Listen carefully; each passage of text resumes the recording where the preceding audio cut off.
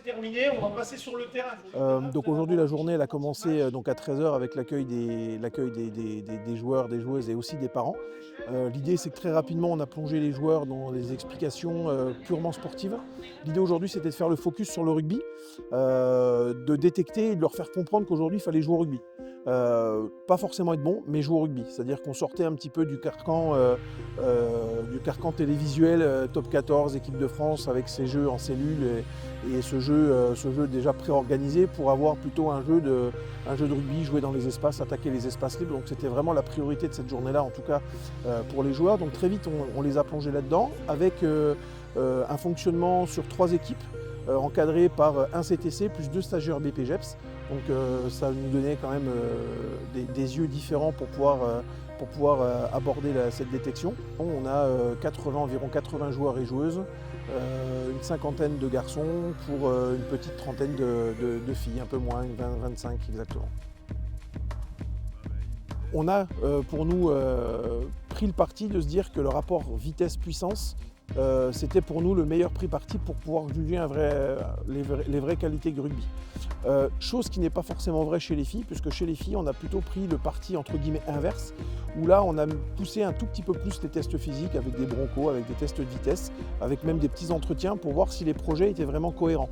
Voilà. Et chez les filles, on a mis aussi l'accent sur tout ce qui va être technique individuelle, motricité, coordination, membres supérieurs, membres inférieurs, pour vraiment voir, on va dire, le travail à dégrossir par rapport au projet individuel de potentiel à développer.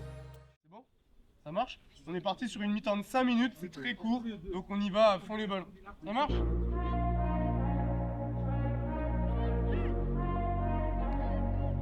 Le niveau est bien meilleur de celui de l'an dernier, avec des styles de jeu différents.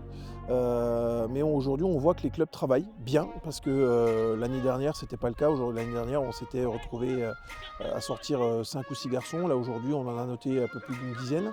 On a vu des matchs de qualité, on a vu des matchs agréables, on a vu des matchs engagés, on a vu des matchs avec des gestes techniques maîtrisés. Alors bien sûr qu'il y a du déchet, mais en tout cas, moi aujourd'hui, j'ai pris beaucoup de plaisir à venir à organiser cette journée, parce qu'on voit que le travail des clubs paye, on voit qu'aussi le niveau augmente, et c'est plutôt positif, quoi. Donc ils sont déjà quelque part un peu habitués à ces rassemblements où ils ne connaissent pas forcément tout le monde, où ils sont coachés par des coachs qui ne sont pas les leurs, qui ont peut-être des visions de jeu différentes.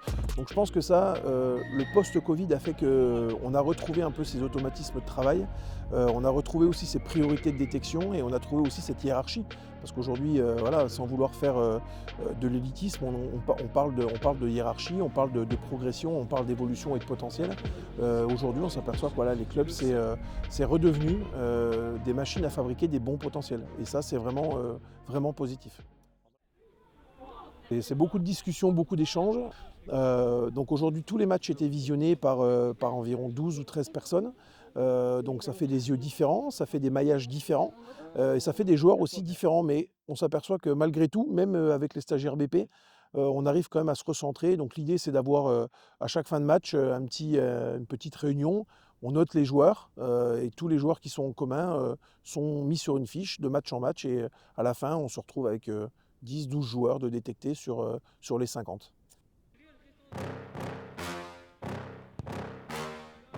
Alors l'idée, c'est aujourd'hui, comme je l'ai dit, c'était de parler purement rugby. La prochaine étape, au mois de mai, c'est là se plonger complètement dans le projet avec du jeu au poste, avec alors toujours cet aspect sportif avec des tests physiques peut-être un peu plus poussés, avec de la technique individuelle liée au poste sur lequel on veut développer, mais aussi, surtout, l'aspect scolaire, avec la présentation des établissements partenaires au CREF, qui sont Hippolyte et les Arcades, les différentes spécialités, la cohérence du projet scolaire, et on insiste depuis quelques années maintenant sur cette cohérence, parce qu'on a vu des projets refusés, parce que par défaut on choisit un cursus scolaire qui n'est pas forcément adapté, et on voue à l'échec du joueur, quoi. Donc l'idée, c'est de mettre les parents dans la confiance, et de mettre surtout les joueurs et les joueuses dans le confort.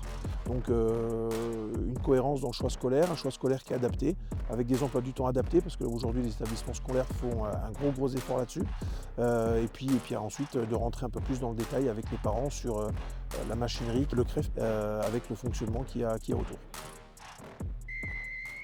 Juste, ok, essayez juste, vous avez trop tendance déjà de jouer votre duel et d'aller au sol.